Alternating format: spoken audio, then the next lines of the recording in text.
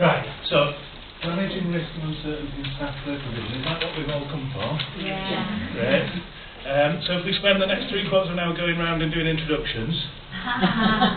Okay. My name's Ben. I worked with children's play for a bit.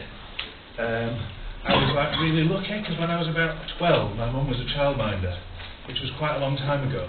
In the days where there were seemingly no regulations for the amount of children that you could have in your house and the amount of sharp scissors you could let them play with and the kind of real version of hairdressers you did under the table and all of that kind of stuff. So I think she had a kind of healthy, that looks fairly dysfunctional in its current form, doesn't it? I think she had a fairly healthy disregard for health and safety. She certainly didn't think that safety was paramount. Are you familiar with that phrase? Safety is paramount. Yeah, that means that safety is the foremost thing we think about, isn't it? We must save lives at all cost. Is safety paramount? Let's start with the really controversial stuff. Is safety paramount? Yeah. Thank you, sir. You don't believe that for a minute. I know that. You've just said that to help me out, haven't you? Thank you, Andy. Bullshit, Andy, it's not.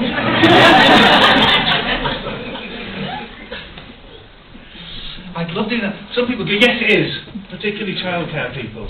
Yes it is. Safety is the first and foremost thing, isn't it, in childcare? And we go, no it's not. Yes it is. No it's not. Yes it is. No it's not. How did you bring your children to childcare setting? In the car. Right then, so safety is not paramount. Yeah? What's the highest risk you take every single day? The highest risk of fatality you take every single day. 1 in 30,000 chance of death every time you get in a car. And what's the risk of dying when you fall out of a tree climbing it? Less than 1 in 30,000. So you get this disproportionate approach to risk. One, we've got risk is paramount, when quite evidently is not. Welcome, come in. Try and come into the bit of the room where we all are. Make you feel more comfortable. So safety is not paramount.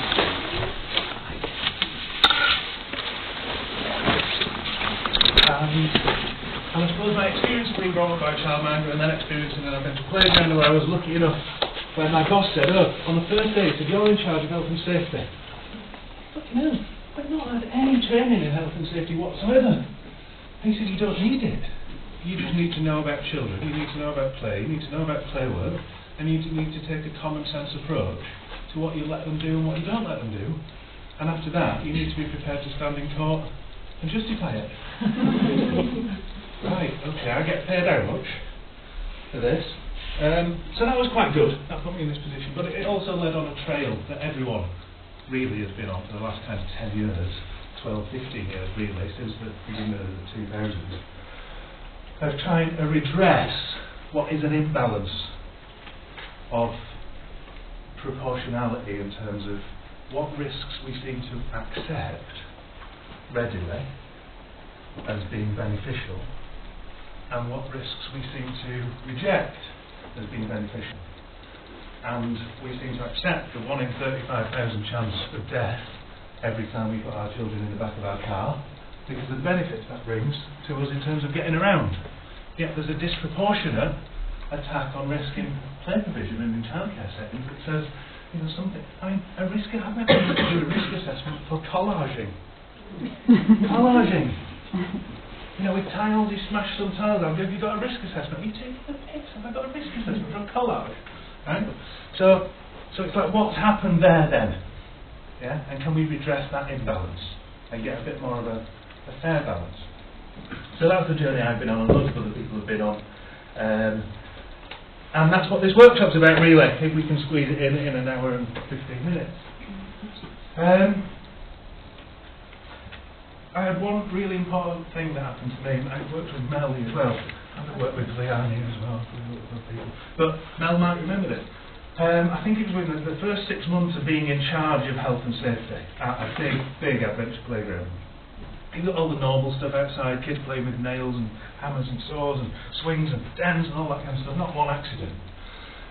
And then in true form for adventure playgrounds, where helping the older kids are helping us set up for the little kids' sort of Christmas party. So one of the older kids, Darren Gallop, is up some ladders. I'm kind of supervising from afar. We've known this kid for like 10 years. All the kids that are with him have been there for 10 years. They're really experienced people at doing all of this kind of stuff. So I'm supervising with the ears and the eyes, but I'm not kind of there, going right down up the ladder. And he's whizzing up and down the ladder, and he's putting the bunting up and making the hall look nice for the little children's Christmas party.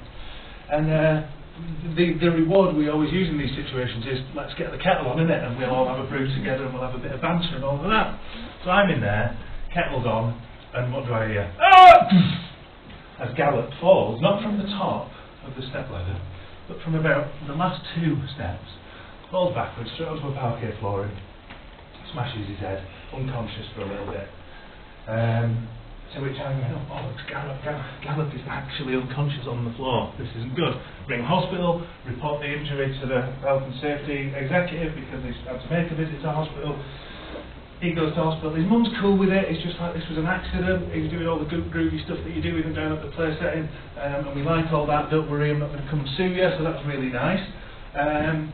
But obviously, the health and safety officer from the local authority is going to make a visit because we've had to report this thing. Right? It's meant to visit hospital. And this story has got a point. Right? And I go, right, he comes down, so I go, there's the health and safety policy, there's all the paperwork, and he puts that in a file in his bag. And then he says, just explain to me what went on, and all of your rationale for practising it the way that you do, so tell me the story. And I did. And at the end of it, he went, shit, I wish more places of this level of cogent and appropriate and robust approach to health and safety. It's just incredible. You're using health and safety to enable children to do the most that they can do. This is brilliant. So I'm like thinking, nice work. Off he hops, rings me up 2 hours later, says, shit, you're in trouble. I said, I thought we left on good terms. He went, well, yeah, but all that stuff you said, it's not in your policy. None of it's in your policy. You've got some sort of 1970s policy that you lifted from some local authority department that talks about how you don't let children use ladders, and if you do, then you're at the bottom of the ladder holding it. So even though what you've explained to me is good health and safety practice, because it's in direct contradiction to what's in your policy, you have acted negligently. If you'd just written in your policy what it was you do, you'd have been fine, because what you did was brilliant, but it's in contradiction to what's in your policy. Which is why, when I do this workshop, we do this stuff.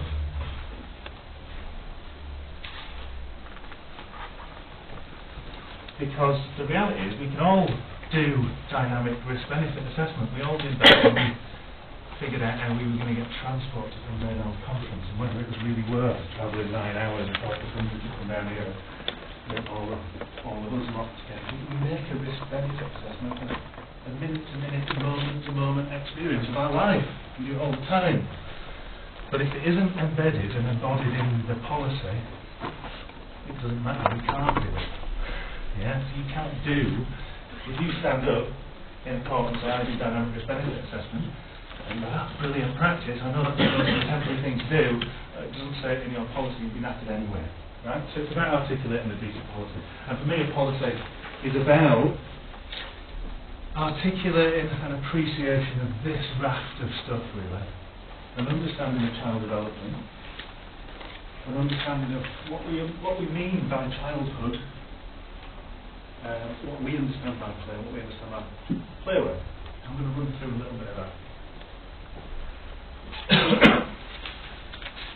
So we've got this problem. Some risks are adaptive. Which do you think gets more complaints? Which do you think the local authority can receive more complaints about? Skate parks and injuries on skate parks, or injuries on playgrounds? Which one receives more complaints? Say again? Playground. Yeah. Why? Because skate park, it's expected that there will be quite a significant level of risk and injury. Comparable activities Yeah? Accepted because of the inherent benefits it provides as a part of the activity. Yeah? So we will expect a broken collarbone when we send our children to rugby, because the value of it, going to rugby, is teamwork, social skills building, sense of self and self-identity, collaboration, cooperation, all of those kinds of things. So we accept a broken collarbone. Going to the skate park, we accept the inherent risks of that because they contribute to the benefit of activity. And we've got a different construct of play, where it's just called play and it happens on the playground. We've got this kind of construct of play that is sort of nice and neat and sterile and safe. We might not have that, but we kind of know that the rest of the world might well have that, because all the stuff there to tell us that's how the rest of the world thinks predominantly is there in the fact that we've seen. So we go, why is it there? I suppose this policy serves two purposes, doesn't it? It articulates clearly for us and our staff, and our users and our parents and all of that, and the community, why we do what we do and how we do it. The second set of people are the jury. So just like my boss said, as long as you can stand in the dock and defend yourself, who do we stand in the dock and defend ourselves to? A jury of 12 people that are normal everyday folk from out there, aren't they? They're the kind of folk that work in factories, that run ice cream vans, that are lawyers. They come from every sector of society. So we've got to kind of think, how does, broadly speaking, sociologically speaking, the rest of society view play, and what are their ideas and understandings informed by, because we might have to help them shift those ideas to make an informed decision. So really, we get this kind of thing that we've talked about as in terms of the dominant paradigm. Wendy Russell Stewart Lester talked about in terms of the dominant paradigm, and it's the paradigm of developmentalism. Yeah, since sort of the 1950s, you might argue, we've had the great and good Benny Hill. Anyone remember Benny Hill? Yeah, Piaget, Vygotsky, Brunner, Freud, Erikson, all these grand theorists of child development. And they kind of were grand theorists, but they were funded from a particular angle. They were kind of funded by governments and education establishments and social justice establishments and health establishments to find out what was good about play in terms of the outcomes that the agenda of the day wanted to facilitate. So they tell us a particular story about play, this lot. Yeah? They tell us play is good for cognitive development. They tell us that play is good for emotional development. Development occurs quite a lot in their stuff. And that gives us this idea that actually play is about a product. Yeah? Play is about a product, it's about getting something out of it. So much so that in 2006, and this is only the best part of 10 years ago now, that two of the kind of biggest sort of educational theorists here as well, Winus and Moss, they're not, do be carefully, they're not saying this is what play is. They're saying this is how play is predominantly understood by the masses. And they're really attacking sort of the children's workforce sector as well, and the government bodies that are responsible for children's services. So they're saying really play has become understood to be a medium for learning and preparation for adulthood. That's how we commonly understand play. Therefore, interventions that we make in play have a direct causal link to the outcomes that are beneficial to society. And we might well want to develop mechanisms for standardising, measuring those kind of outcomes. And all of this is built on that dominant developmental idea that children develop incrementally, universally, one step at a time, supplanting old knowledge with new, from immature to mature, until they get to our age, where they've finished developing. Because we've all finished developing, haven't we? You've finished developing. Yeah, definitely. No more development, that's it, stop. no, I'm good, man. Because it's called child development, isn't it? Children are things that develop. It doesn't apply to adults. Yeah? Play is something children do. The role of play is in this development. Linear trajectory from incompetent to competent, universally happening to all children at the same time. Is this ringing true to anyone? It's just bullshit, isn't it? We've known this. What surprises me is that we've accepted that this is true, right? This is commonly what is understood about play, commonly what is understood about childhood, and we do that in spite of the lived experience all of us here, and all of our grandparents here have probably signed up to this one way or another. We do that in spite of the fact that we can do pretty much the same thing. We can bring two children up in the same family, in the same house, with the same environment, with the same school, with the same parents, with the same sets of values, doing pretty much the same things for them all, and both children always end up exactly the same, don't they? Because that's what that version of development says should happen. That's what we buy into when we buy into that version of development. Development's a universal thing. It happens in stages, or it happens in a constant curve. It's one line, input, outcome, simple. And we've signed up to that for the last 50 or 60 years, in spite of the fact that we know damn well that children come into the world with a whole raft of predisposition towards the world themselves. And therefore the way that the world acts upon them is interpreted through that predispositional lens that they're born with in terms of their genetic makeup, their DNA, and therefore they become different people very quickly. This stuff ignores all of that. So really in the policy, we did this one finally, around the same time, this is 1997, so this is 10 years earlier really, 7 or 8 years earlier. And this is James and Prout, two sociologists that are really sat around going, isn't it weird the way that we treat children in the UK and the developed West? We kind of definitely have a certain way of understanding children. They call it a construct, where we construct children. So they went out and did something called conversational analysis. And they talked to literally thousands of people, I think about 11,000 people they talked to. And all they do in conversational analysis is talk about children, talk about adults, and all the words that are repeated and repeated time and time again get sifted through a fancy spreadsheet. And what they come up with is that we commonly understand children to be deficit versions of adults. What we've kind of decided as a society is adults are complete, they're cultured, they're complex beings, they're moral, they're social, they have personhood, they decide the things that they want to do, and their own destiny, they're in charge of their own destiny. They don't have to give excuses about the outcomes of things. Why do you go to the club? I go to the club because I enjoy going to the club, not because it's developmental. Yeah. Why do you dance? Because I like it. That's it. Yet children we define as incomplete versions of adults. Adults in waiting, people in waiting. They're not real people yet, they're becomings. They're asocial, they're immoral, they're simple, they're closer to nature. And mostly play workers don't sign up to this kind of stuff. We're not talking about play workers, we're talking about developing a policy that enables normal people out there, influenced by these dominant theoretical frameworks. Even if they never went to university or school, it's filled down, it's so much a part of our society that sociological studies tell us this is how common people tend to view childhood, and the purpose of it is about becoming, and they tend to view play as an instrument or a tool for learning and development for adulthood, and how they tend to view children and the way that they develop.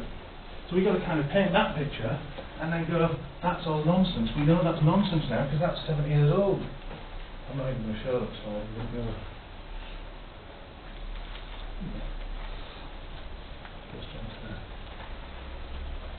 So we need to paint that picture quickly in a policy. Look, this is where received wisdom tells us children and our understanding of children, child development, play is. The problem with that is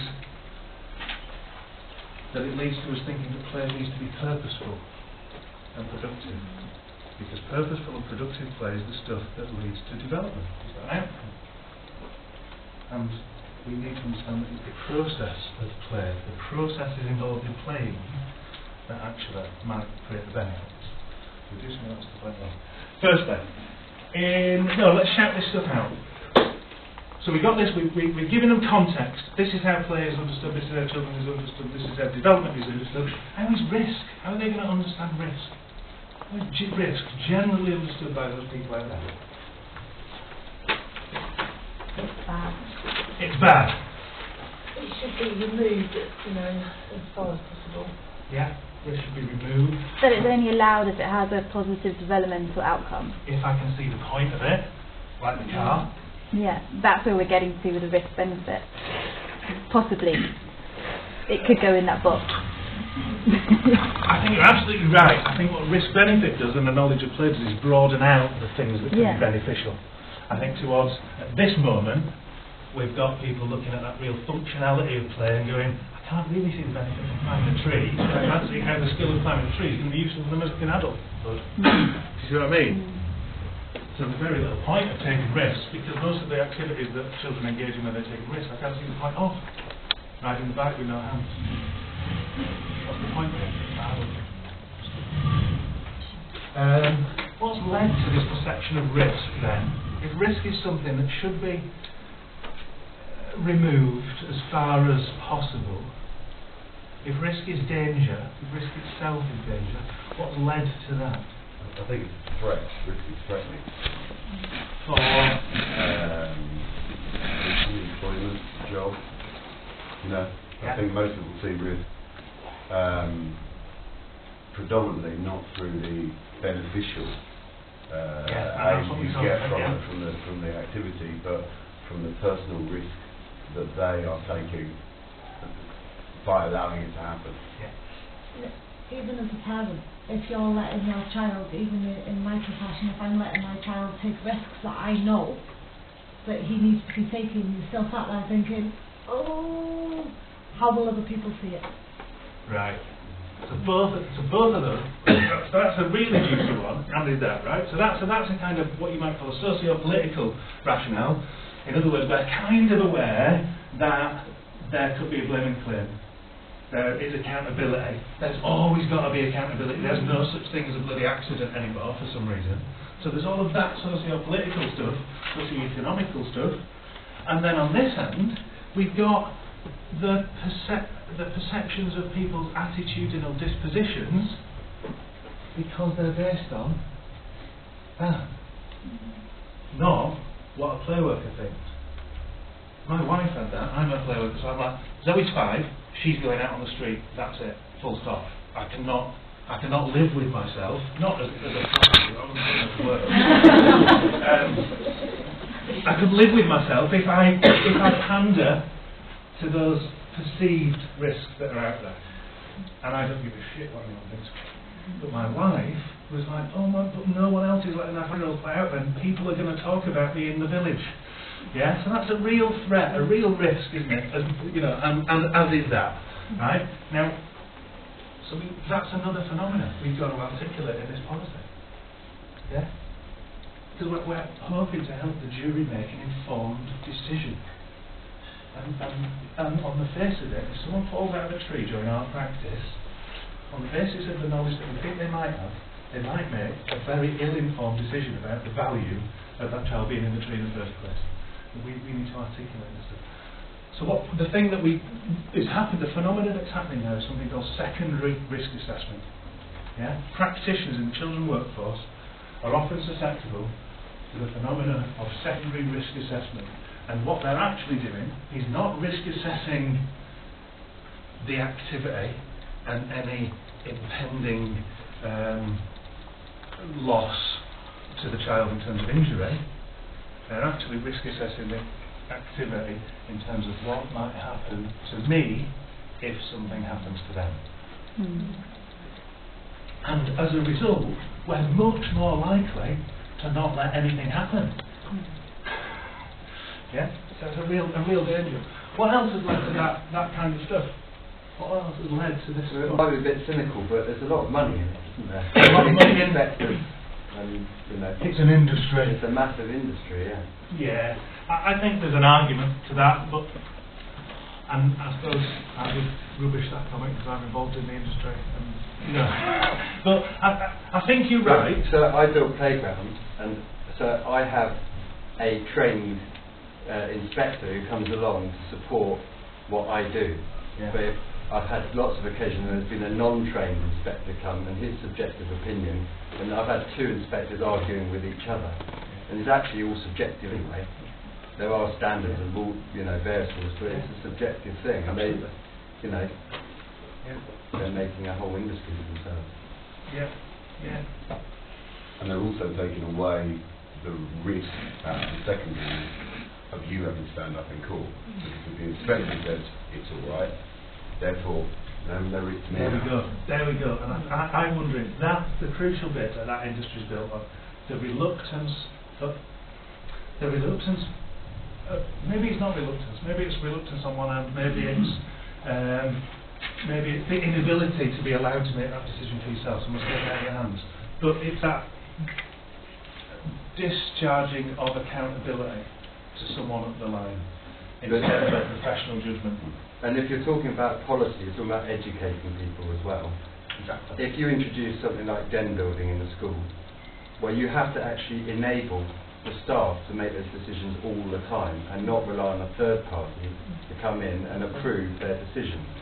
And so, in essence, that's what's got to happen in a new, more permissive play environment. And really, that's what they need to do. Yeah. Yeah. So I think that the key bit in there, what's led to this, maybe, is the shift from practitioners being able to take professional decisions, make professional judgments, and the passing on of that accountability to a man in a white coat or a woman in a white coat. Yes. And the reality is we're all making these professional decisions all the time anyway.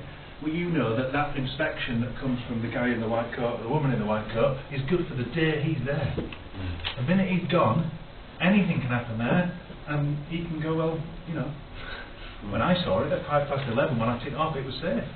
You can't hold me accountable for it not being safe the next day. You're knackered anyway. The reality is you're always in charge because you've got a duty of care. You might as well make the decision. But we've got to have the decision wrapped up in the policy, and we've got to use the policy to look at the policy. What effect are these? I mean, there are other things that have led to that. Things like the communities are changing.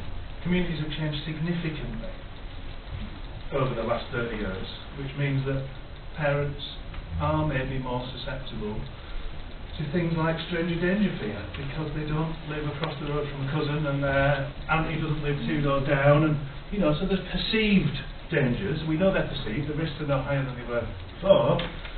Do you not think that's because the media today, we get instant information, don't we? And they're whipping up because it's a great story, something that's happened, but it's all perceived because, as you say, in reality, there's no greater risk of the child being snatched. I think Richard Loeb did some research in America, and this is an American stat, but we won't be far behind it.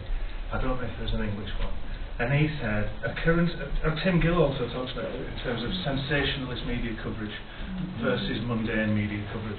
So we rarely talk about the risks of children living in a house of multiple occupancy on the 18th floor of a high-rise flat.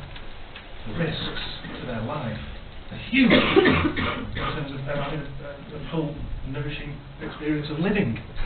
We don't talk about that. That doesn't make the front page on the Sun. However, the pit bull that just ate the baby's arm once in the last 3 years is on the front page of the Sun once a week for 7 years. Yeah, so we've got a disproportionate representation of sensationalist stories versus the mundane risks that give us a disproportionate perception of those. And Richard Loeb says something like that. Incidences of those kind of things, so child going missing, someone being kidnapped, someone being eaten by a dog, knife crime, all that, they're reported 30 times more than they happen. Yeah, so all of that stuff, we're getting 30 times more of it than actually happens in every case. So, yeah, the media has a role within it. Cultural changes in terms of parents being at home when their kids are playing out on the street, communities changing in terms of the amount of kind of protective factors that are available in communities, traffic, in terms of kids being able to play immediately outside their street, ranging distances in terms of kids needing to be able to play outside their house much more readily now because their ranging distance has been reduced so dramatically. So old standards of how we locate play provision don't work anymore because they were based on children having ranging distances of up to 1.5 miles. Well, children have a ranging distance of up to 300 metres now. Yeah? So all of that kind of stuff will help a jury maybe go, Christ, all of those things could have quite a negative impact on children being able to exercise their right to play and gain those kind of intrinsic benefits from their play. So we're starting to move into a position where we're telling the jury, and therefore what we do is this, because okay? What's next on this slide? So here we go. So we go one. We would dismiss that version of child development as being universal, linear, all of those kind of things, and use a definition, much more contemporary definition like that development is a mutually influencing, dynamic relationship between genes, brain, body, behaviour, and environment, happening on a minute-to-minute basis. And therefore, rather than the product of a child's play being something that might contribute to their development down the line, the adult they become, we start to look at actually the process of engagement in play and how it might influence the child's life in the moment. We're talking about a much more the immediate benefits of play. And the immediate benefits of play will come across these kind of list of adaptive systems. And these are kind of well represented really in terms of the sort of health, well-being, mental health and well-being sort of outcomes for children. And I think sit much more comfortably with play workers than necessarily these are the outcomes, these are the characteristics of play. So this is how we understand play. Play is about being interested in everything. It happens within the safety of the frame. So therefore we can sort of trust play to not get too out of hand. It usually incorporates as-if behaviour, so children can create different worlds within the world that they exist and therefore experience stuff that is not readily available to them. It's about being in control or being out of control. This is a new version of what we talk about when we talk about risk. Risk means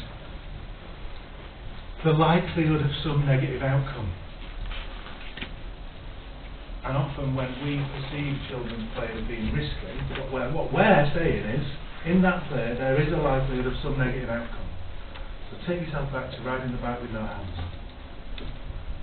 As a parent, you watch your kids do it and we're, be careful, and we're actually really worried, a little bit worried, and that they might fall. But as a child, you pretty much knew damn well you weren't going to fall off. You weren't really taking a risk.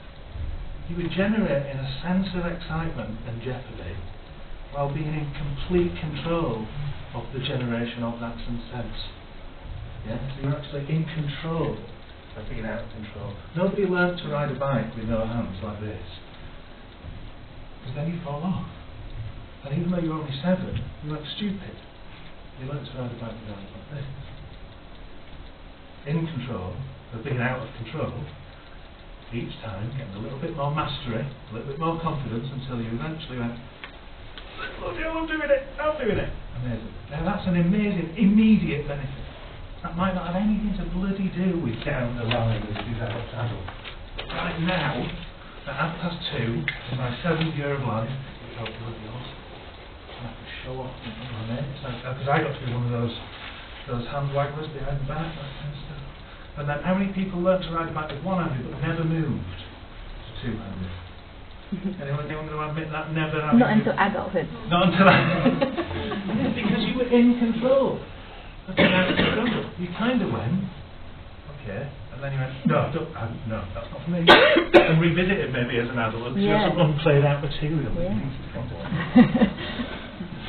Yeah. Well, so rather than children being engaged in activities where there is a likelihood of loss, it's much more likely if they're engaged in activities where they're generating a sense of jeopardy and excitement at exactly the same time as exercising mastery. And in that very act of doing that, what they're able to do through their play is generate real experiences, tolerable experiences, of things that potentially create the potential for adaptation in later life. Right? And generate an experience that creates memories, that creates feelings, that creates memories of feelings, that creates emotions that I process,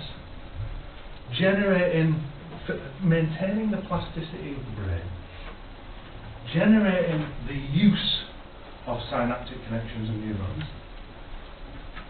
without any immediate purpose necessarily, but as a result of the retention of plasticity, of the use of the synaptic connections, it creates the potential for a latent adaptability into adulthood.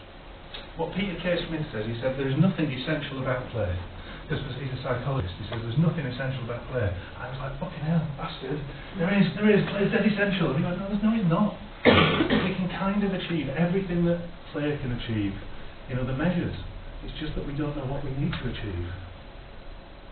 And we can't help children try and achieve it all the time because we've not got enough resources.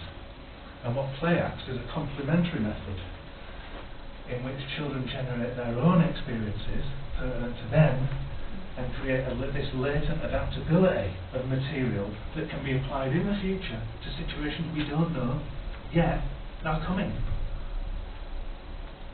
That might be the real benefit of play. How many of your kids now are like computer geniuses, yet you never learned to use a computer? That's in our lifetime. I'm 40, my world revolves around computers. When I was at high school, I had 2 computer lessons. Yeah? So we need to have an adaptive brain because we can't teach everything. Let's go and see how that stuff works in practice. Get up, come over here, let's play some games. Too much talking.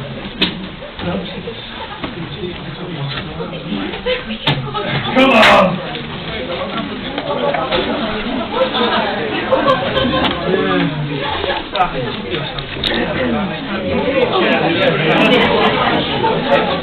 I don't think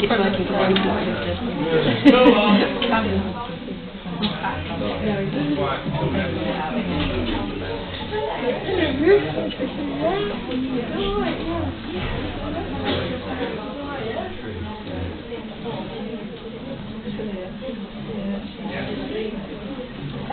Go on! Come on.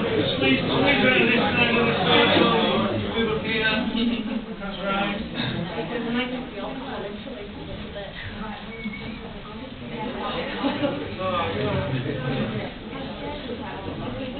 So, we're at the point in this strategy where we kind of articulated the fact that people have a general position on childhood, people have a general position on development, people have a general understanding of play. We often fall into that. When I do things with play with people that say lots of children get out of play, they often still fall down to those developmental outcomes. You develop skills for social interaction. Yeah? Because they're so present.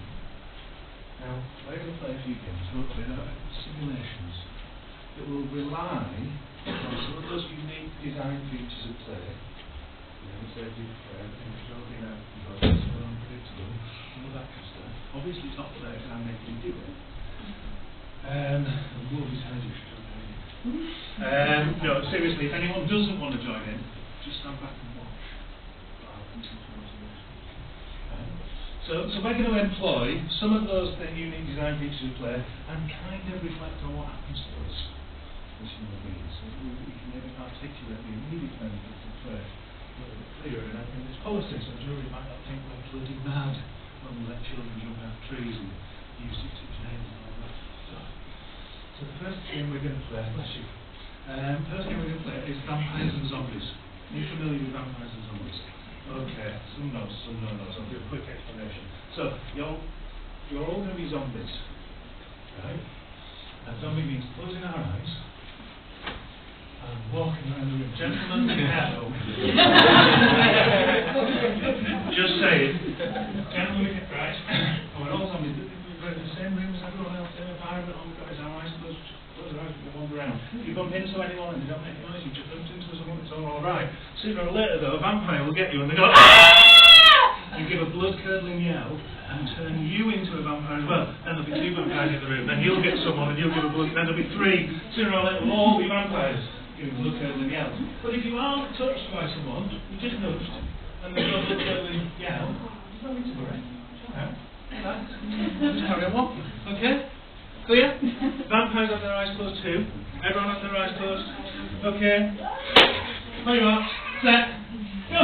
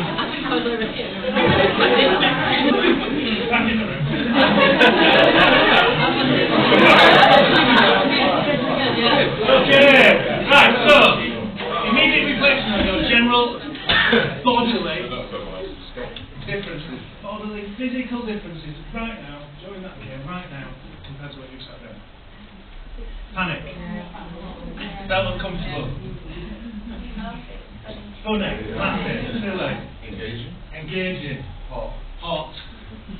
Is that just bodily?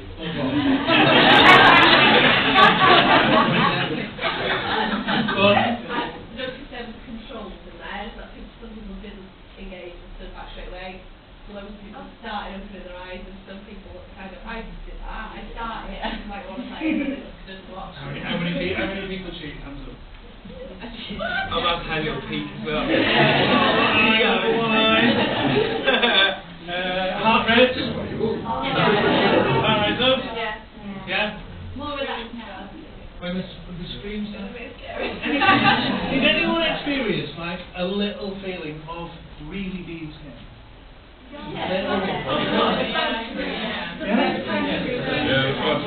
So many people jumped. A little bit?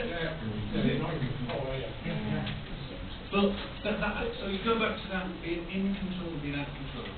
So that in that game, what children and pretense, yeah, as if let's make as if, like vampires and zombies, and let's make as if this is a scary environment.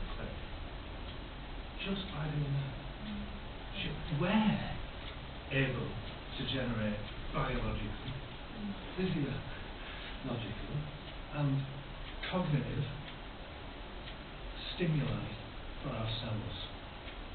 Just by closing our eyes and making as if. Right? And I think right there is that the importance of the seeing the frivolous. Because this is obviously a frivolous comparable to a normal play activity. Because there is nothing here that is about product that's useful for adulthood. This is the immediate generation of real feelings that we have to process. That's it. Yeah? Amazing. Absolutely right. I don't know if this makes any control, but instead of walking like this, I walk like that. Right. So then it's offensive. Secondary risk assessment. I remember where the door was, so I made sure I didn't go that way, and I kind of kept in a circle. So there wasn't really a feeling of vulnerability, there was a feeling of control in a controlled environment. Yeah, it felt safe for me, it didn't feel than to do anything other than. So I don't know if that makes me too controlling. This is the other, what the literature says about children. One might say they're in control of being out of control, simultaneously able to generate a sense of jeopardy whilst experiencing total mastery of the situation, which is what you've just explained. I created an environment and was able to master it. Yeah, I was the master of my experience within the environment. The other thing, But you're in control of every aspect. not in control of every aspect, because there's other players, there's the environment stimuli might change, but also we're involved in peer groups there. And what we've got here is now going, I did those. I felt vulnerable at times. And we've got people who are here go, I felt scared, and people who are here go, I had fun. So we're moving immediately away from that. We all have the same play experience, and we all incrementally supplanted old knowledge with new. All of us. We all have a different experience, personal, child-centred, yeah, and we took from it what we took from it. And then we go and talk about it, don't we? As little 5-year-olds and 7-year-olds, big-year-olds. And what the research says is because of this safety of the frame, because we've psychologically gone, this is play, we then much more likely, one, to express our outermost capabilities, two, disclose our innermost concerns, because we recognise that the repercussions of either failure in our behaviour or that expression of I really don't like it is not going to be met with the serious repercussions that real world stuff is, because this is play. Yeah? So you'll get kids doing that. And what the frivolous nature of play helps is kids will go, I'm not that kind of person. And other people say, actually, he's not that kind of person. Which only good for us, but let's try and find a game that he likes more. Yeah? It's a really good benefit for their lives in the moment. Who's played Giants? Which? I always get this wrong. Who? That's the fella. Giant Lizard Nose. Who next play this? I'm dyslexic, so sequencing just from Well, you know it once, like, we can't actually remember. Oh, so we can do it.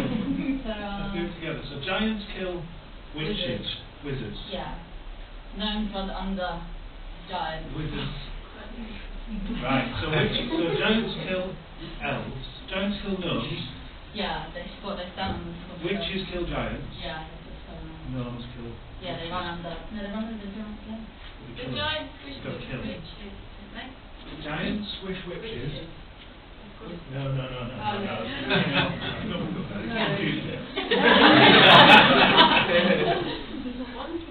Right, so witches kill giants. Giants kill gnomes. Elves. Elves. What? Elves kill witches. Right? Giants. Witches kill giants. Giants kill elves. Elves kill witches. Don't try and mess with your No. Right. Don't need the instructions. This is very simple. Right? Witches. There we go. You got it? Say it again for everyone. Listen. Witches kill giants. Giants kill elves. Elves kill witches. All together. Witches kill giants. Giants kill elves. Elves kill witches. Right. Give me a physical representation of a tank, please. Lovely. Give me one of those. Everyone, give me one of those. Give me an elf. Like that. Give me a witch. Right, everyone give me an elf. Give me a giant. Give me a witch. So, I'm going to split the room in two. And the way this works is like paper, scissors, stone.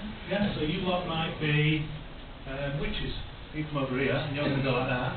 And if you're giants, you go, oh shit, they're going to get us, run! And their job is to try and catch you before you get back to your base.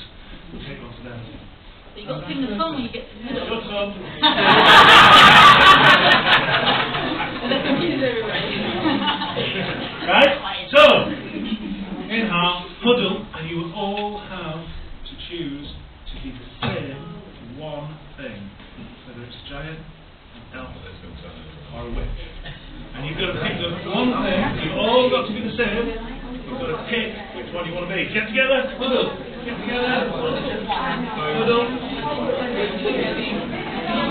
All got to be the same one thing.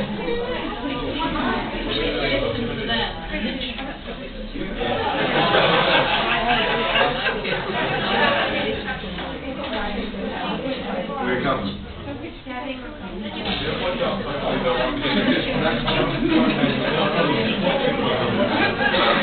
Okay, 5, 4, 3, 2,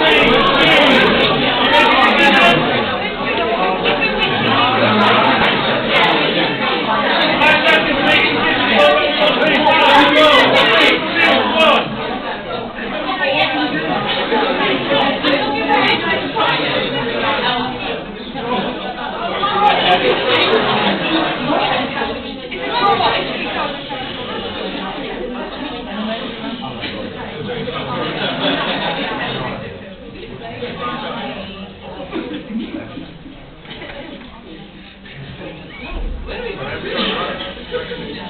This is your base. You've got to get, if they win you, and we know they're not winning, you're obviously winning. If they beat you, right, here, they're going to chase you and try and catch you before you get back to your base and take you and kidnap you, and you'll be on their team. If you lose, you're going to win. If you lose, you're going to run away, and they're going to try and get you to where you get to base. Okay. Let's just run through it again.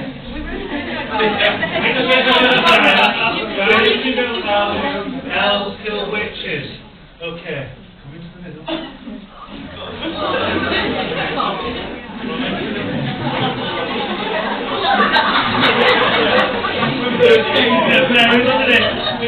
We're half attacking and half running. Either. Come on.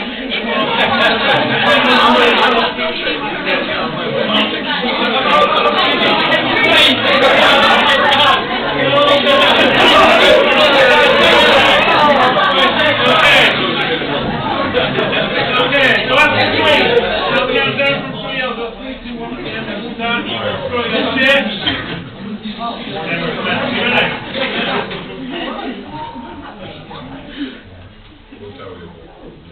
ready? 3,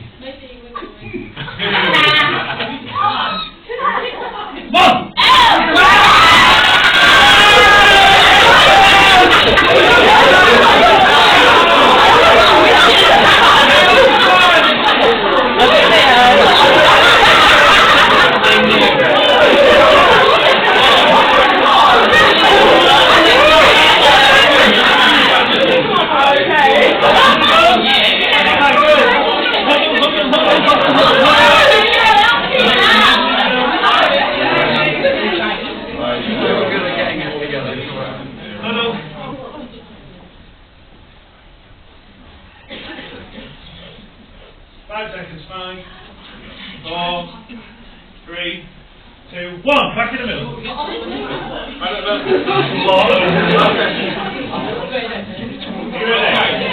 in the middle.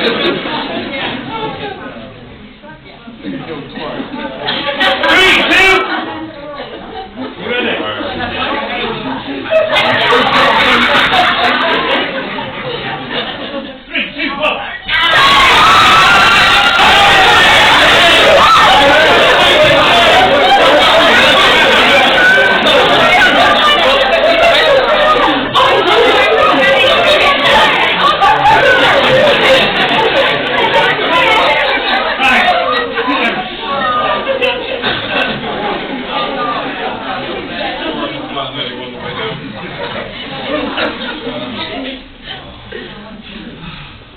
Right. So another frivolous, pointless, stupid game that how did it make you feel?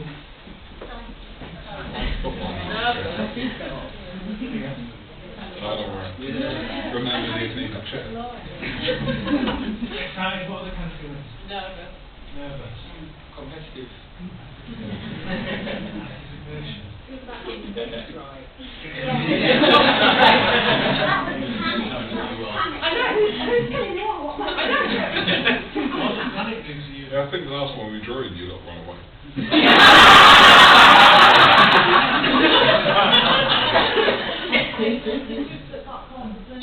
So much apprehension as they come up to the line the second time. So they're like, oh, they're going to chase them. That build, it kind of reinforces the excitement, reinforces the tempo. They were adrenaline though, weren't they? And then they got smaller and smaller. Was there? Yeah. There's quite a need to break the rules, isn't there? Like you were giving us rules, but we didn't really.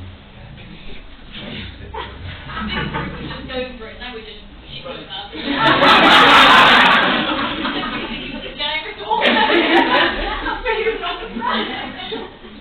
That's the numbers over there. And the fact that we were so small. You were ready to run before you got here.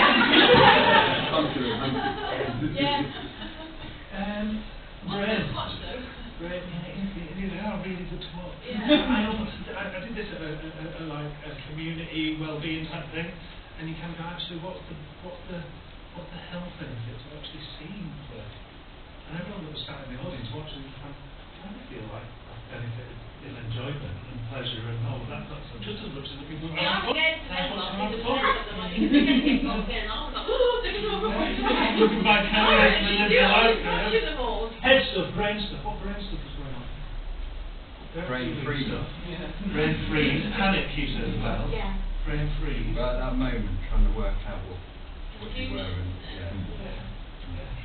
Trying to thinking through all the potential, you know, and trying to decide what you want to be. There's loads of thinking going on, but say that. More in the moment negotiation as well, within what we were going to be. Actually, yeah. Deciding who's going to be what. And then people that hadn't heard, it was like they were telling me again, what are we? And it was just that sharing of, right, okay, we know, now we know. What it takes is to be inclusive in a big group. Yeah. What it takes to share your voice with few people versus share your voice with lots of people. Because nobody was favour, it was actually quite important, it was quite all.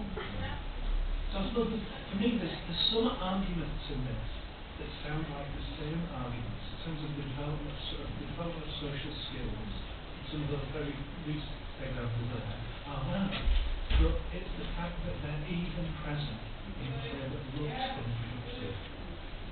Don't think that the play that develops social skills is the one in which you can readily see the social skills.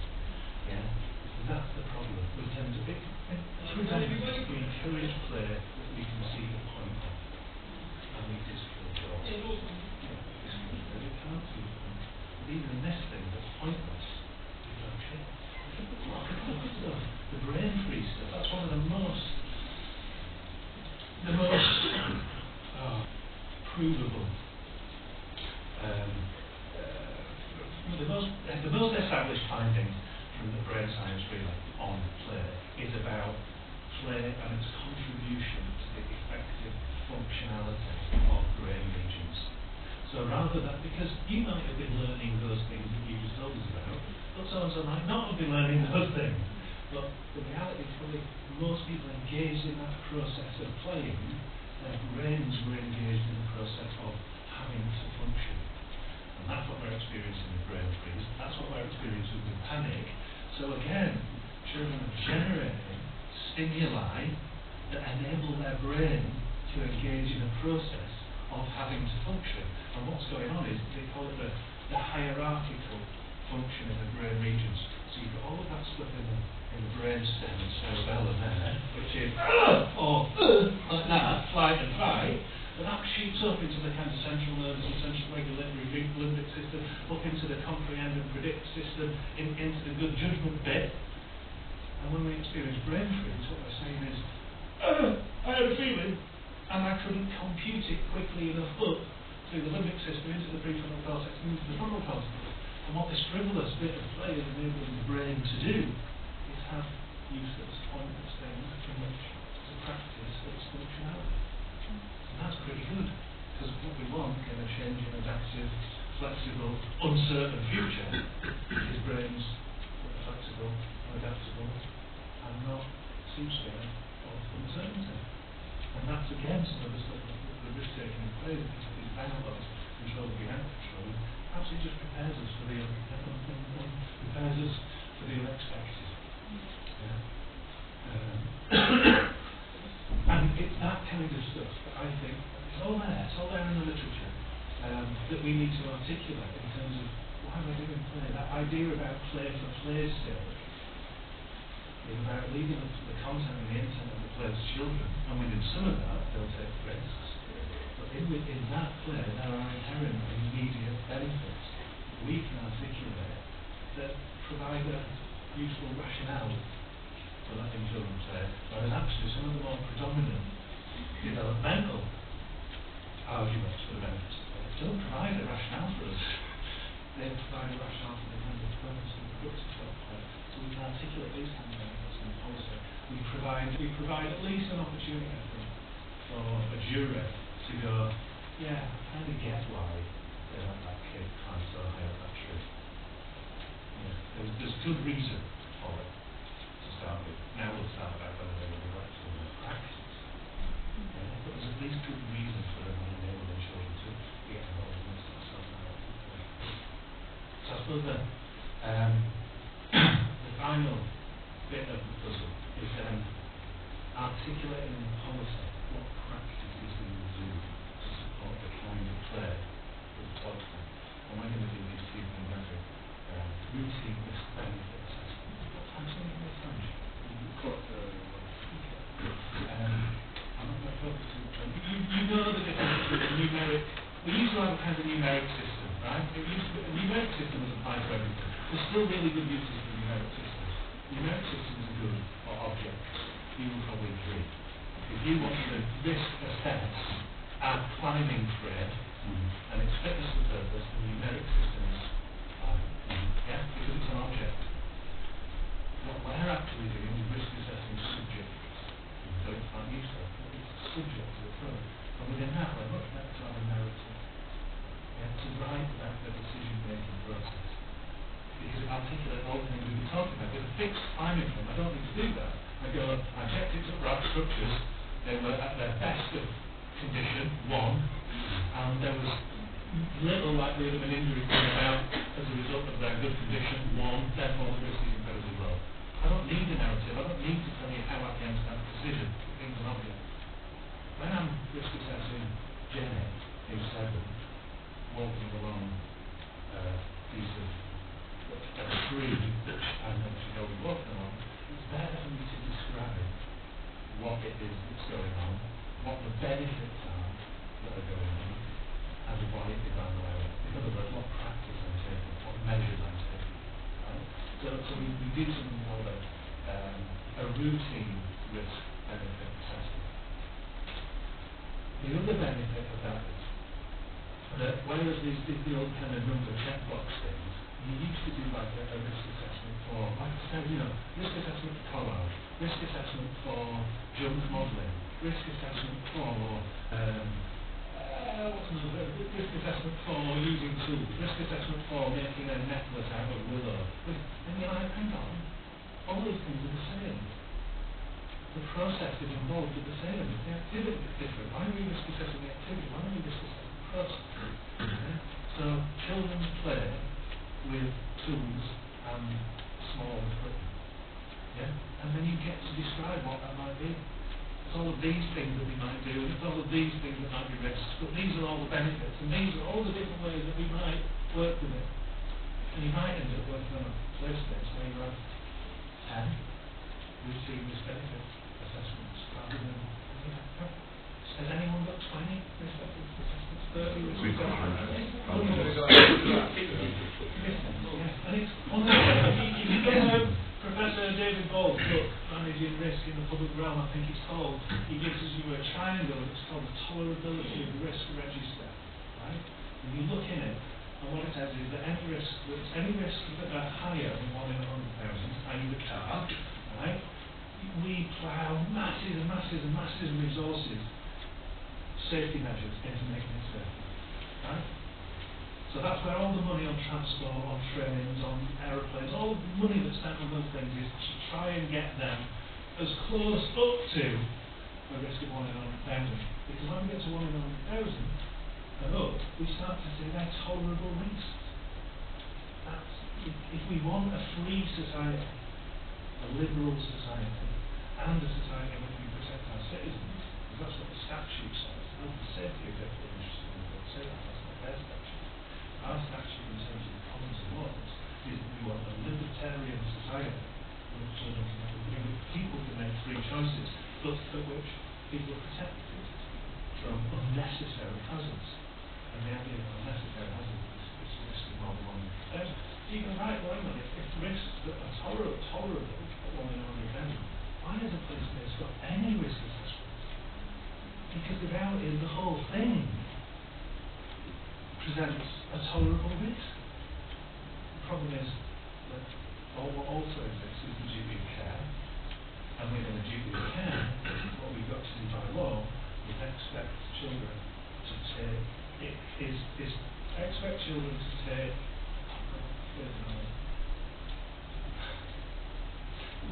provide enhanced risk management precautions in the knowledge that children might take risks outside of their children.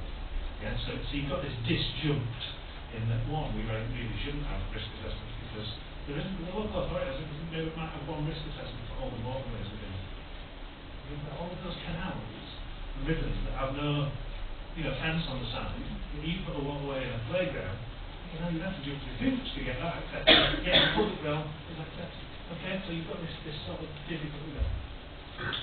But doing a routine risk benefit assessment, you can work your way down to having 7, 8, 10 of these things because you tell them about play with tools, play with things of small parts, play with scrap materials, and you can articulate all of that sort of narrative and the judgment that you've made.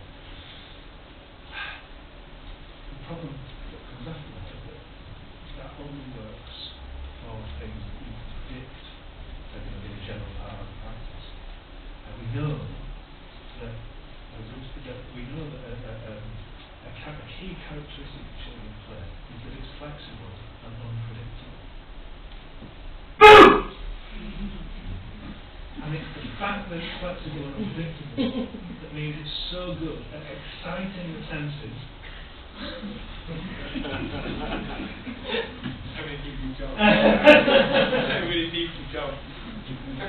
Right?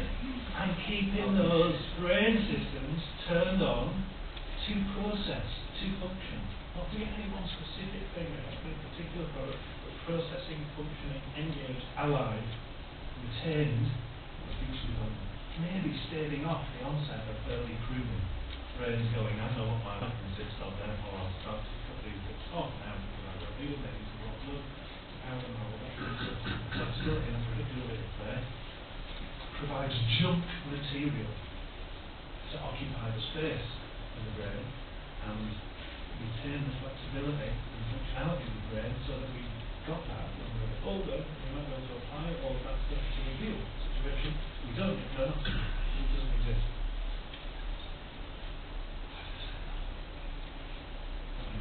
That was it, flexibility and unpredictability. Key characteristics of play, flexibility and unpredictability. Therefore, you can have routine risk benefit assessment on all the things that you see as being routine and happen regularly, or that you might predict will start to happen regularly. But after that, you know that there's going to be weird shit that kids are up to on an evening basis, on a daily basis. So you need another method. And now we know that that's going to happen on a minute-to-minute, moment-to-moment basis.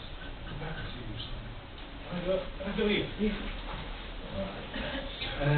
We know that that's going to happen on a minute-to-minute, moment-to-moment basis. So therefore, we can't write it up before it happens. But we need to be able to manage risk because we've got the duty of care on a minute-to-minute, moment-to-moment basis. So we do something called dynamic risk assessment. And what we might be able to write down to the juror, because it's very difficult for a juror. You stand up in front of the guy, you dynamic risk benefit assessment, and I can't write it down before it happens, because it's impossible to risk assess something that hasn't happened yet. And they go, well, you could just be making this up. Yeah? We go, no, it says in our policy. So whilst we can't write down the dynamic risk benefit assessment, we can write down the processes we go through in assessing this. We can evidence all our strategy of training, and we can articulate the indicators in children play we use when coming to a risk management judgment. And we do this all the time. It's not that men do it. So, just as an example of indicators, when we cross the road where there is no crossing of no lights, what indicators do we use to inform our dynamic risk benefit assessment?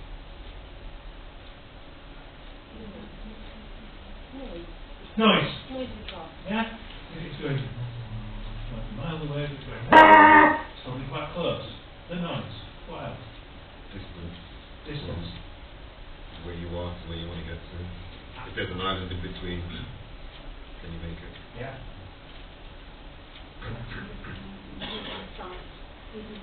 Sight. So we've got sight in terms of the distance I've got to go, knowledge of myself and my own capabilities and how quickly it's going to take me to do that, knowledge of where that car is, what noise it's making.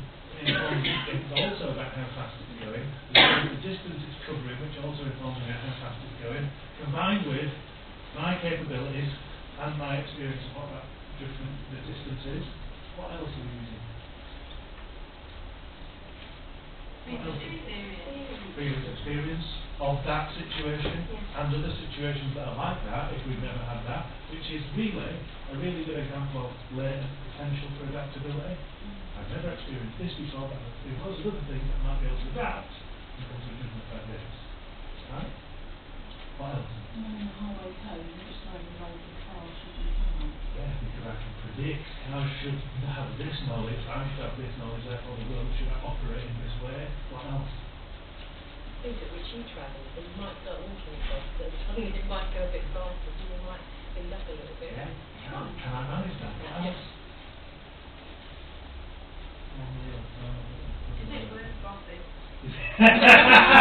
Yeah, come on, there's a bloody zebra crossing there. Yeah, I mean that's key, isn't it? Because actually if we're enabling kids to do stuff, there is a really clear benefit. It's not just enough to say let kids do it because it's risk-taking is good. It isn't actually, the benefits don't actually outweigh the risks. Yeah? So when kids were throwing stones across the playground we used to work on, you used to go, yeah, that looks dead good fun for them. Because they used to play the game of whanging stones at each other and you had to step out away as a stone. And they took turns, it wasn't like chaos. The problem is there's like 80 other kids on the bloody playground. So the benefit to you is not worth the risk to everyone else. So that's something to pursue. What else? The condition of the road, the weather conditions, how they're going to affect whether you might slip, depending in respect to how fast you can run. You might slip and the traffic island in the middle, the surface might change. How quickly that car will stop as well. How quickly that car will stop, whether that car can see you as well as you can see them, all of that stuff. So we can actually articulate, even though every crossing is going to be different, every time we cross is going to be different, we can actually articulate the things that we will be using and the processes we will go through to make that risk management dynamic, risk management. Yeah. So what kind of things do we do with kids? What do they indicate? Go on, which ones?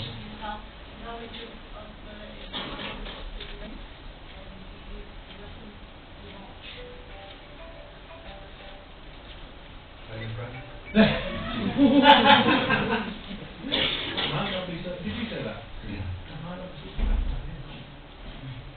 Seriously though, we're not going to document. If we know at some point on that dynamic risk benefit assessment, I'm about to allow something to happen that could have a substantially negative outcome, I'll just share this with my colleague. Yeah? So at least there's an alive witness to it. It might not be documented, but at least there's an alive witness to it, and they might go, yeah, you daft sorry, it's not as bad as you think, you might think worse than it is. Well, they might go, I don't know, should we just all think about it? Yeah, so it comes to us.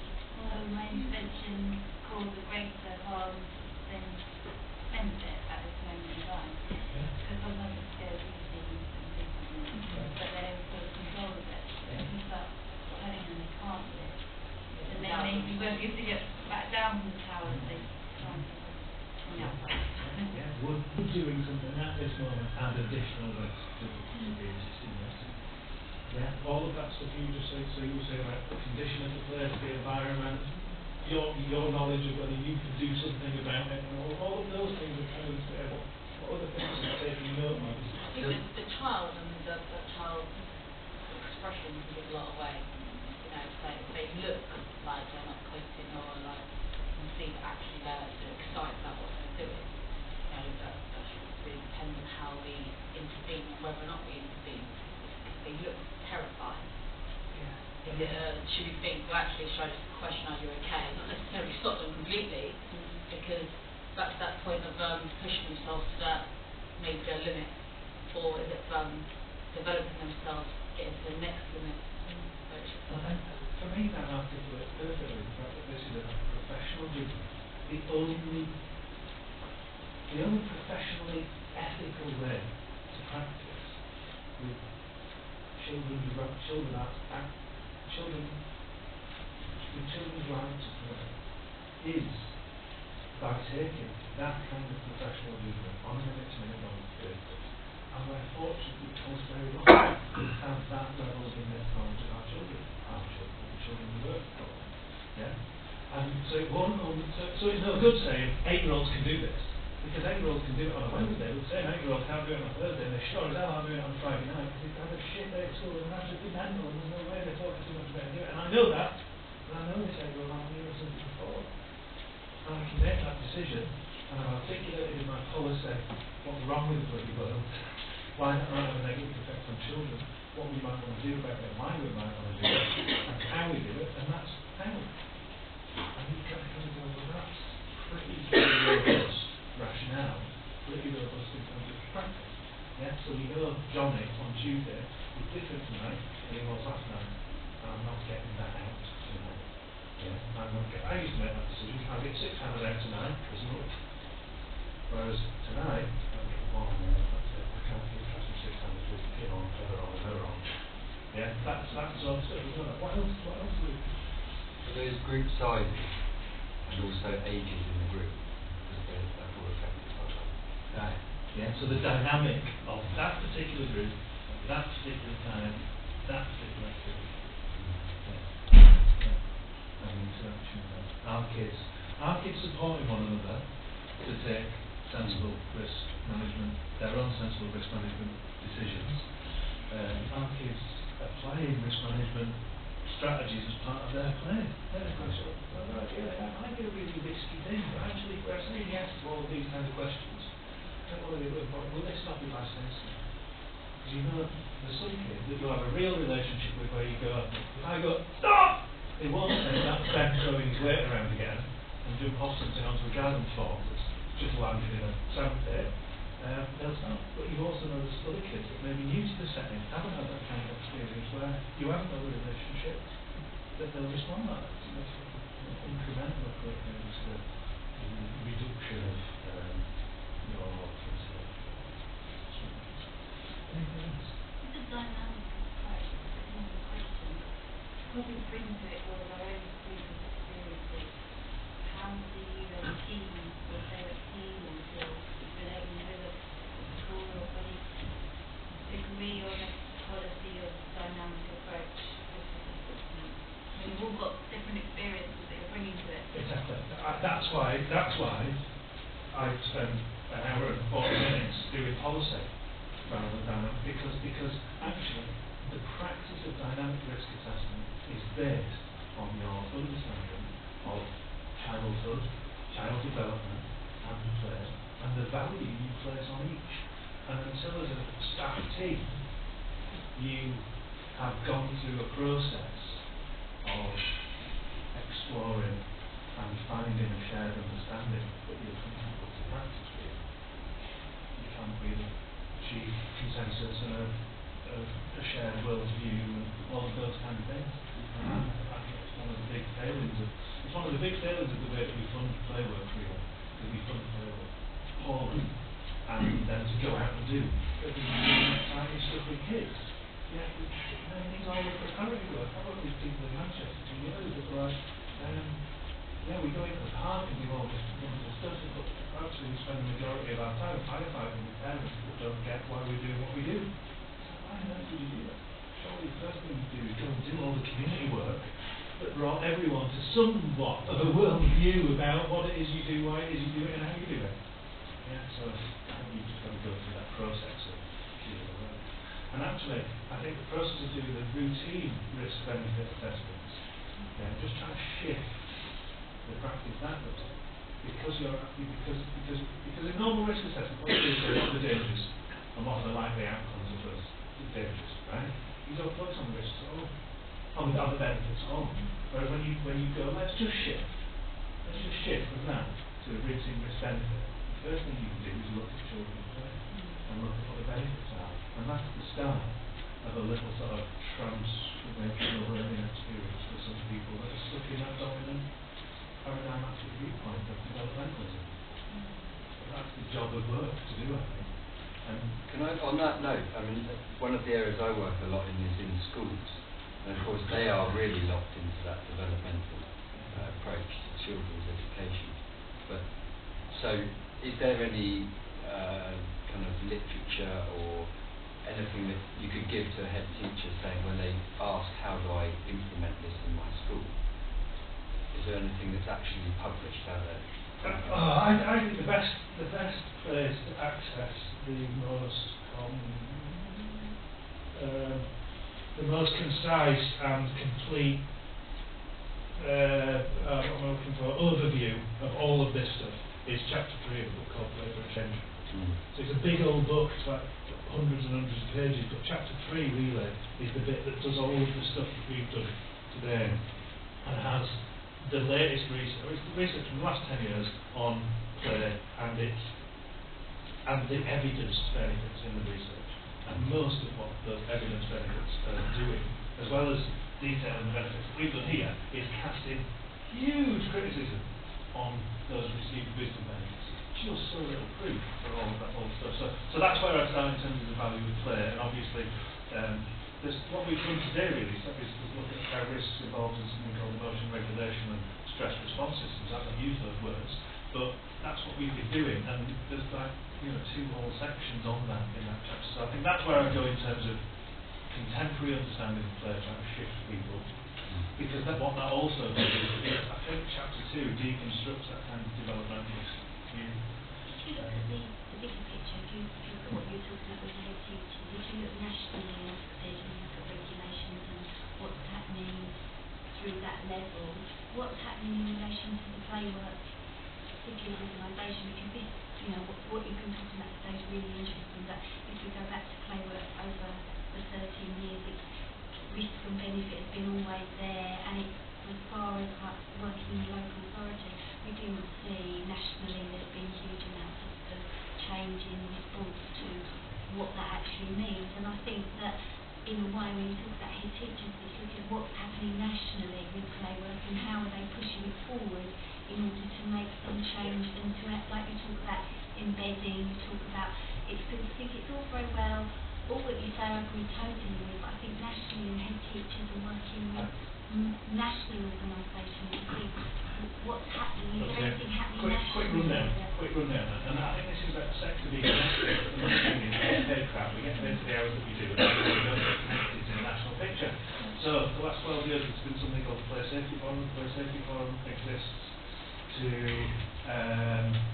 address health, safety and welfare issues in the children's services sector. The Play Safety Forum has a membership that is health and safety executive, national insurers, an insurance representative, fixed play equipment manufacturers, soft play equipment manufacturers, safety service equipment manufacturers, all the heads of all the national bodies, play bodies, right? So it's the great and the good, right? And they're working together to redress this. So what you've got from them is published through Play England, but produced by the Play Safety Forum and members of, is a document called Managing Risk and Play Provision, right? And that goes as far as moving from numeric risk assessment to discursive risk assessment to routine risk benefit assessment, and gives a nod to dynamic risk benefit assessment. So you've got that. The work that they've done has influenced a health and safety executive, and the health and safety executive have done two things. They put out something called a position statement on the document Managing Risk in Play Provision, saying that they wholeheartedly approve of it. So you get a headmaster that goes, no, we don't do that, and we don't do it because health and safety won't let us. You've got this piece of paper, position statement on the health and risk, managing risk in safety booklet, where it says children should be taking risks in play. It's acceptable that play workers might do activities where children could kill themselves as long as there's benefit. This is all right, because if you take the opportunity to kill yourself out of swimming, you'd never learn to swim, for example. So there's stuff coming down from the health and safety executive there, and then as there was a tension point between the Play Safety Forum and the health and safety executive, where the health and safety executive weren't accepting risk benefit. Right? They actually weren't accepting it. And that comes back to the remit of the health and safety executive is the prevention of injuries. And they were really torn with that. Our job is to prevent injuries, and you're telling us that there are some benefits to activities, so therefore you're asking us to condone activities where there might be injuries. So that took a little bit of a wrangle. But now there is also this statement from the health and safety executive about an endorsement of a risk-benefit approach to the management of health and safety in children's play provision. So they're also managing risk in children's play provision implementation guide, and I think there's a policy guide as well, and then the position statement on managing risk in children's play, and the high-level statement on risk-benefit assessment. All of those things are coming from national rubber stamp bodies with agreement from the great and the good about this stuff.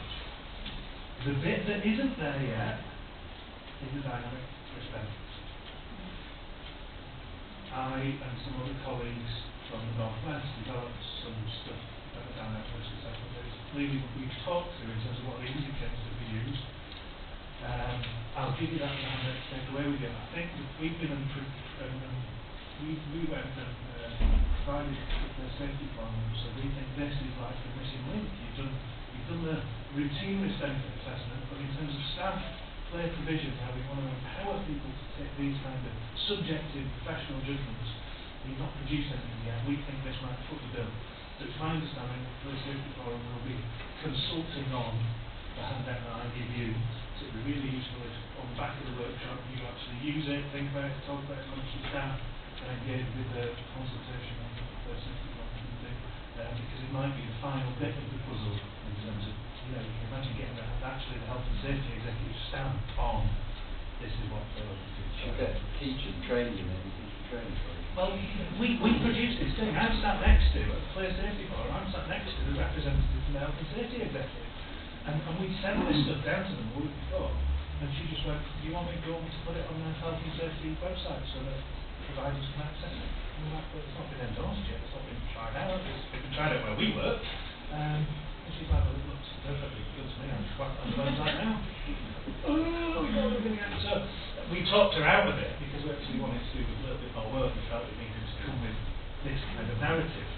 But she was just like, basically, this one was insurance. yeah. They to me are two elements. Yeah. Have you had the experience of insurance companies that are more aware of accepting of these kind of practices? Yeah, till the shit hits the fan.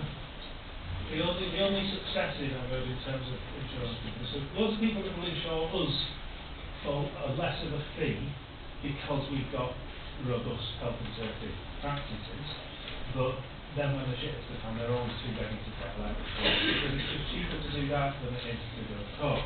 The only places where I've heard a challenge to that norm is where an organisation has been so big that they've been able to fund their own challenges, self-insurance, fund their own challenges in court because they've got such reserves. And there's a couple of local authorities in Wales and in England that have decided to do that. Pay out on everything that they see themselves as negligent for and challenge everything that they think is nonsense.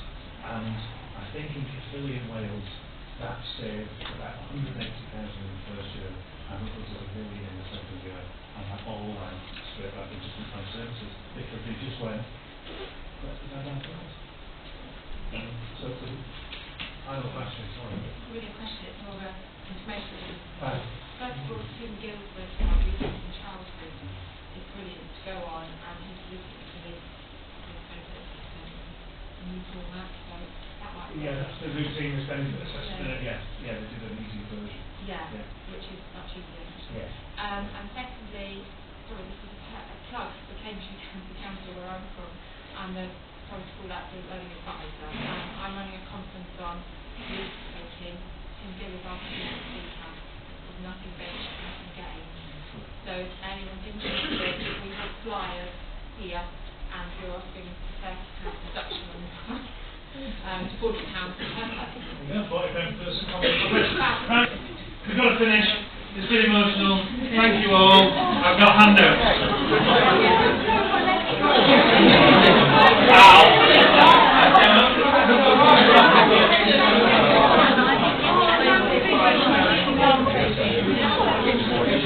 Yeah, just one. That's it. So that's the handout. Could I ask that anybody working in the same place as someone else shares? Thank you.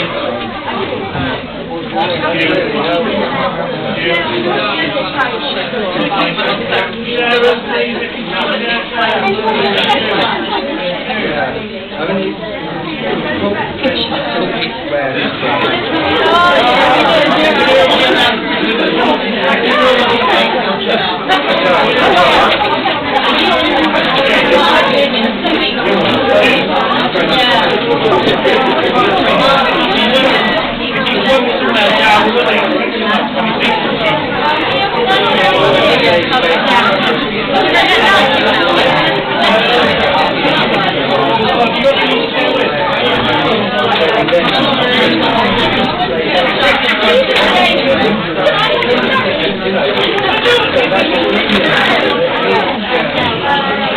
Has anyone got a dynamic risk management assessment they'd like to share?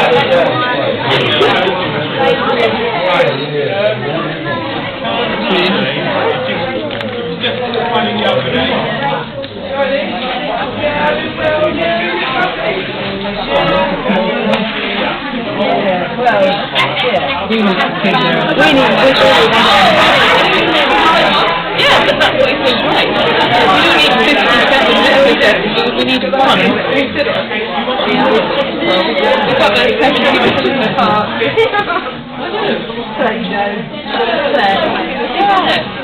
I'm under one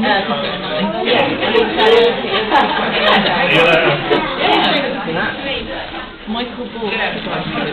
Michael Ball.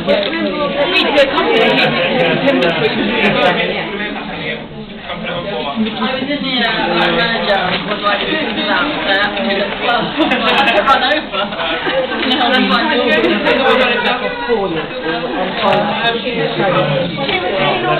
Yeah, she was doing some other he's all swinging with me. He wants me to sing. But he's American. And especially American. Will be good benefit if they do it naturally. That's going to benefit even more, isn't it? I'm not. I've got 2 minutes. Oh, yeah.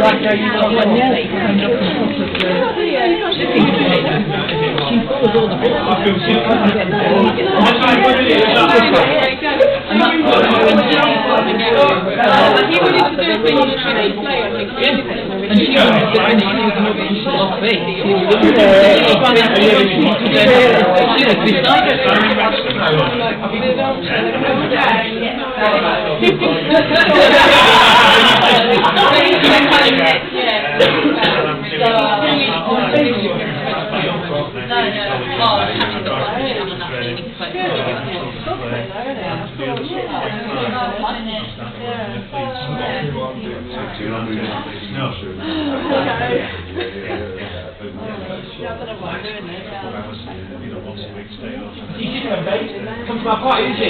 Yeah. So your baby, she's a girl. Yes,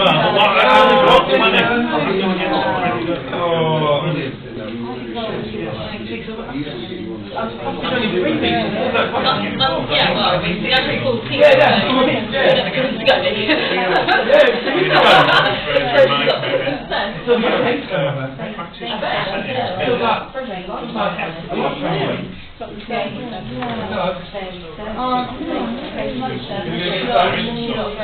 I don't know what I'm doing. I'm opening the door so we can you know, ring Kim, your little girl. Oh, right. New working girl, yeah. I'm outside, got London steps waiting. Yeah, I'm coming. I'm coming out with you. Emma, I've still got your project, escape van. You left it to me. You have to come and get it back. I've kept it safe for you. I haven't. Maybe I'll give you my address and you can post it. Yeah? Yeah. That's a good idea. You never have to visit. Yeah, you've got to come and visit us. They do this process. Really? Yeah. There's 10 of them regular. Always outweighs the benefits. So it's their own subjective way of how they look at it. And also how their negative attitudes towards each other. They always blame each other for saying each other's more risk averse. But it just backs up this problem that we can't do it. So we went in there a bit like a rocket. Sorry, we're going to have a fire and we're going to do this. And it's a bit scary. And they say in theory they're up for it. If your insurance company can go with it, it comes down to the Angelica said, no, we're going to find it. So she's instructed the insurance company. I'll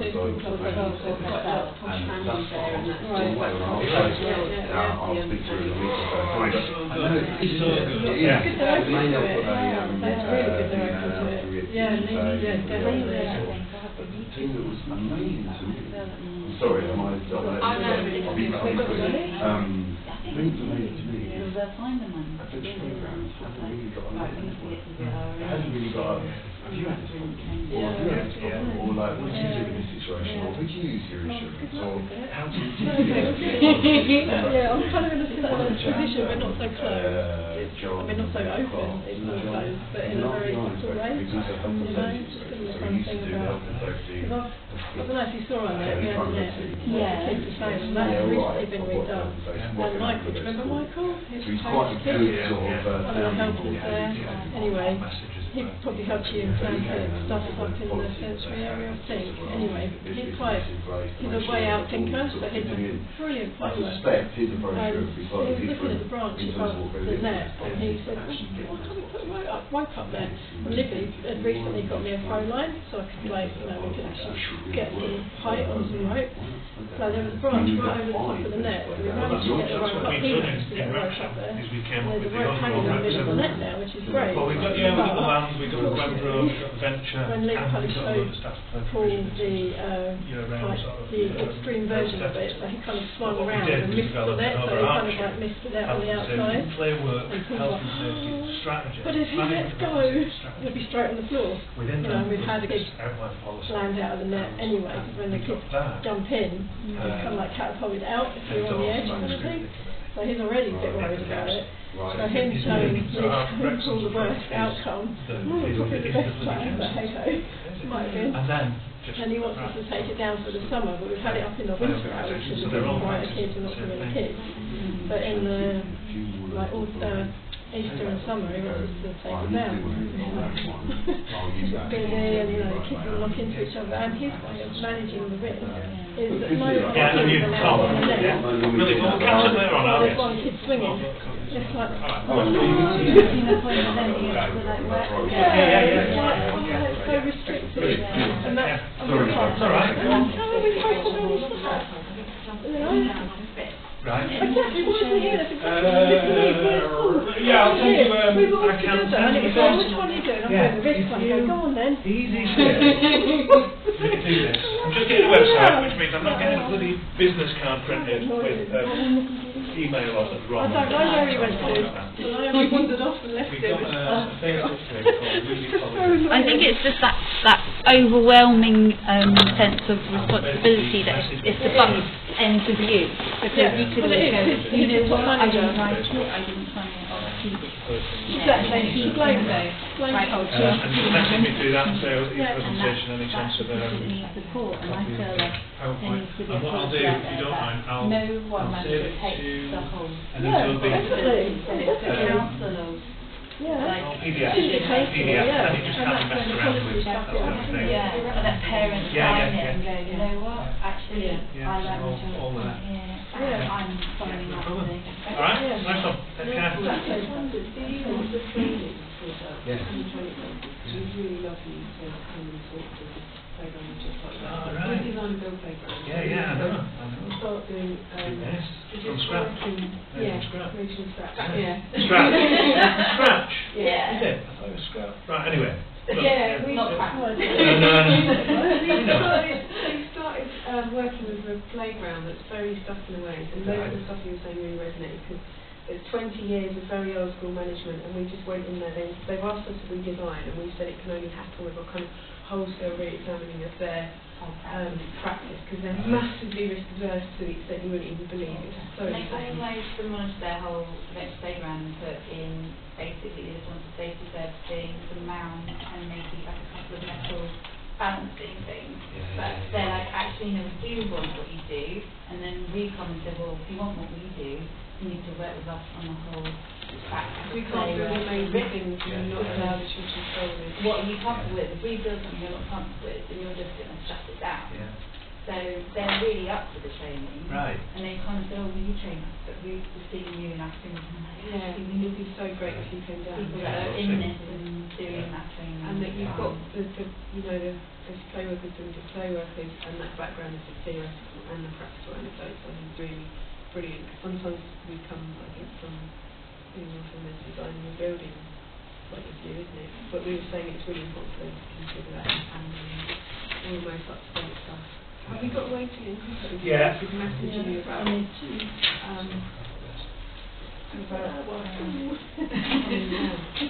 Yeah. So I'm up in Wrexham. So I work partly on my own, well, with a partner on a business called Ludicology, where we do our research and training, and partly for Leeds Met. I'm just Leeds Beckett, just changed, so I do part-time there, teaching play work and child study stuff, part-time working with child stuff. But we're doing a website. I'm not going to get a business card until the website's done because I don't know what the email address is, and I'm tight Yorkshireman, so. But we have got a Facebook page, and the Facebook page is Ludicology Facebook, so you can message me through there. I'll write my email address down too. What was that? Yeah, you came and built some stuff at one of our Adventure Playground Workers forums in Wales. You, Simon, and Jess. Yeah, many years ago. Yeah, Yeah. design and build, Yeah. before you'd gone to, I think it was just after that, maybe a year after that or something that you started. Then Fleming Wales years ago, I remember seeing this book, I think, and maybe it was Spirit, something like that. Yeah. When we just come back from Iraq for a project, Yes, you know, yeah, that's awesome. Right, the not.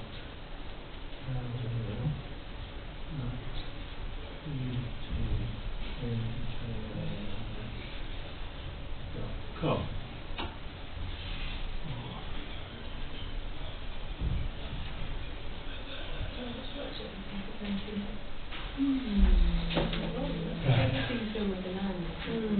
Yes, So b.towell@btinternet.com or at Ludicology Facebook. You can just message us. Brilliant. Thanks so much, man. It's great. Pleasure. Look forward to it. Session. Thank you. Oh, Yes. Is it lunch now, is it? Yeah. Oh, we've got to go because it's Mrs. thing. It's 2 minutes. Lunch, Okay, yeah.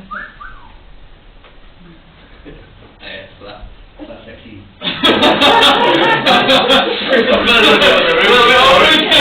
Just for it, lost it. He said, "Oh, there you go." Yeah, so that was all interesting stuff. Good. Yeah. Good. Trying to make it high-strength mindset, isn't it? Yeah, I think, for me, that's that's actually the bigger bit. We do work at a playground and which is quite okay, but for some reason he doesn't want to do this benefits. And I don't get why, because Jeff told him a long time ago that we should be doing this benefit. But we're still doing risk assessment. We don't do any on the kids, we all do it on the subject. Go in. Get in there. That's the woman, yeah, that's right. I'm so much warming up for this. You know, I think You need a water. That's it. Couldn't even get the one. It's really ill there. I was wondering if you could think that's so good. is reasonable and practicable.